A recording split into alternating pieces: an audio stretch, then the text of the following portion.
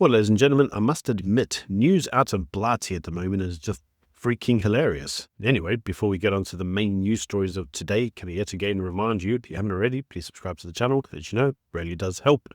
So let's get on to the main news stories. And before we do, let's actually consider why. And that's because a lot of people, especially in South Africa, tell me that, South Africa's a dump. You should immigrate to somewhere like Britain. And I've got to be honest and say, I look at Britain and think it's equally a dump, and I'd rather just stay home. In any case, let's actually go through some of the rather amusing stories going on in Blighty at the moment. And the first one is actually around the African Messiah who was evicted from a Scottish camp. Now, former Ghanaian opera singer claims to be the Jewish Messiah and the king of a lost tribe descended from King David. He and his wife, Queen Lindy, self-professed unfortunately, set up camps in the Scottish woodlands. They declared Scotland the home of the black Jacobites deported by Elizabeth I. I mean, I actually come from Jacobite stock, on my father's side that is. So, I don't know, apparently according to him, the Jacobites were never white, they were actually black, and they were deported by Elizabeth I. And he claimed that actually Jerusalem isn't in Israel, it's in Scotland. Interesting. So he was evicted by Scottish Borders Council for illegal encampment, and followers gave offerings to him of iron brew and shortbread. Yep, that's what the Messiah always wanted, some iron brew. One companion turned out to be a missing woman from Texas. Like, you can't make this stuff up. In any case, the couple previously had faced child cruelty charges, which are later dropped. Ultimately, they claimed that they just wanted to live in simplicity and were protected by the Creator. Along with Black Power now. Yep, that was also in the video. Okay, whatever. All hail the King of the North. All hail the Messiah. All hail the Shushuma, the holy seed of David. You are the chosen one. You are the one to usher us to the promised land, here in the holy land of Scotland, the land of the ancestors, the land of King David, the land of King Solomon. Oh, Holy One of David, you have come, the Shushuma. The time has come to bring the captives home. The time has come for Black Power in Kubala. Anyway, moving on then to the next news story. And this is the news story that according to the current Labour Education Secretary, only 19% of white working class pupils gained a strong pass in maths and English in 2024, with no improvement since 2017. Now, the statistics were called appalling and linked it to the UK's low productivity crisis. Now, productivity doubled in the 35 years prior to the financial collapse of 2008, but only rose 5% in the last 15 years. And many claim that it was a waste of human potential. Although one also has to ask the question as to what else has happened in that time period. And that would be the mass amounts of boat migrants, foreign immigration, and a greater emphasis on people that are not the native-born Brits. But in any case, they argue that the system is writing off tens of thousands of pupils, particularly in traditional Labour heartlands. Now, according to the Labour minister, they blame this on absenteeism, with 147,600 pupils basically having severe absenteeism, as for missing from half their lessons. Now, this itself is the highest absence rate since records began in 2016, and amazingly has actually been linked directly to poor results amongst disadvantaged pupils. And they warn that the absenteeism and the failure in mathematics and English will push 180,000 young people into being not in education, employment, or training. So the estimated lifetime taxpayer cost will be £14 billion.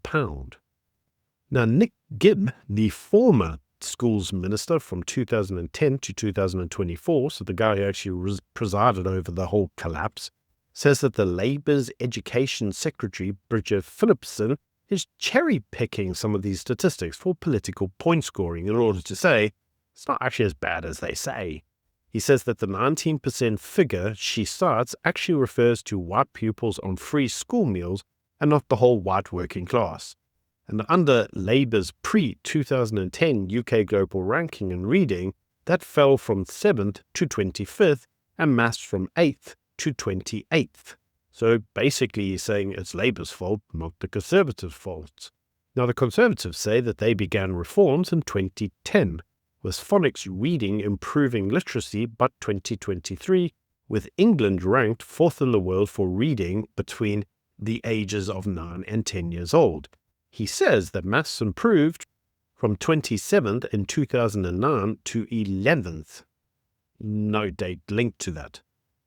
But he says that the reason for that was the adoption of the East Asian maths methods, which had been introduced to a stronger knowledge-based curriculum, which the Conservatives, he says, put in place.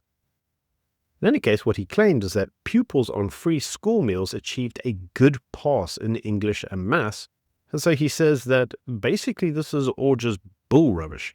He said it is all connected to food, not studies and academic marks.